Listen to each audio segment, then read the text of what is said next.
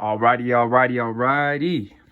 So this is gonna be the first video for this page, and for my very first video over here at RosèDon'tPlay, we're actually going to make some homemade edibles. And when I say make homemade edibles, we're not doing cookies, we're not doing anything like that. Basically, what we're going to be doing is we are going to be infusing these warheads right here. These are actually brand new. I found these at Dollar Tree. Dollar Tree is always the plug when it comes to candy. And what we will be using to infuse it is this right here is distillate. That is pure D9 distillate. This right here is actually for carts. So I don't know why I have that sitting out. I'll go ahead and, we'll do that in a later video on how to make some carts. You are going to need a couple things in order to get started. You're going to need either some parchment or wax paper. You're going to need candy, but more specifically with the candy, you can't just pick up something like Skittles or Starburst. You're gonna need something that has a sugary outside, as you can see out here, or something that has a little bit of a rougher texture, because you need something that's gonna be able to hold the actual distillate on there. The thing about distillate too is that with distillate, I don't have to decarb this, so I don't have to let it, sit and get hot. The reason, you know what I just realized? I didn't go through everything. You need the candy with the sugar coating so the distillate will stay on, okay? You're also going to need some distillate, or you're going to need to create some type of extract that you can use. Maybe you can use RSO. It's gonna have a stronger flavor, but it will work as well as long as you decarb the weed beforehand. You're also going to need just one of these cheap little space heaters. I actually got this one from Walmart, probably 5 years ago at this point. It was only $10. It's summertime right now. You're not gonna be able to grab these at a Walmart just because they're a seasonal thing. But I did go to Family Dollar recently and they did have a space heater just like this one for around $15. The reason you're gonna need this is this takes your solid distillate, which is it's a very thick oil where at room temperature it doesn't even move around. It's barely malleable at that point. But this, as you can see, has turned it into quite the liquid.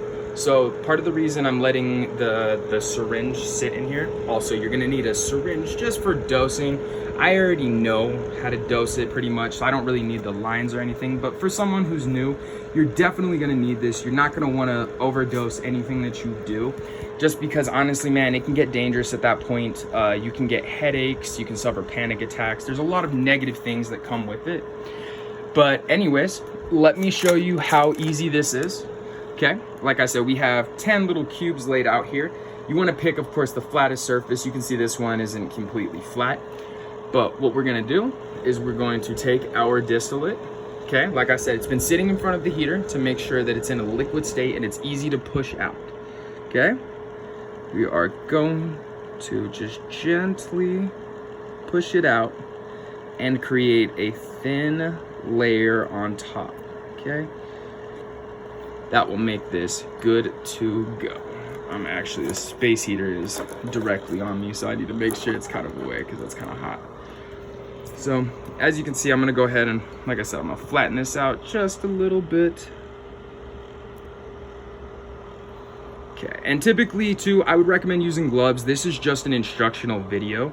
So what I'm gonna do is I'm gonna go ahead and just kind of, like I said, I'm gonna rub this down with the syringe. I can't really set the camera down and show you how I'm gonna make it flat.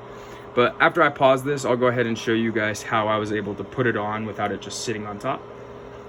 All right, give me just 1 second. I'll be back with you. Okay, we're back. And as you might be looking at these, you might be like, wait a second, there's a really thick layer on there. Is it supposed to look like that? Well, here is your answer. Yes or no. It just depends on you. So the thing is, I have each one of these dosed at anywhere from 30 to 50 milligrams. Yes. These tiny things that are not even as big as my fingertip are anywhere from 30 to 50 milligrams, meaning you could eat just a few of these and you're going sky high. Usually if you go to a dispensary, anything this small will only have 10 milligrams on it, but there's also a reason for that too. And here is the thing that I wanted to add. If you choose to make edibles in this way, remember, there is a layer of oil on these. They're gonna be a little bit sticky. It might stick a little bit to your teeth, and it might affect the flavor a little bit, but these are going to be the strongest way that you can make your edibles.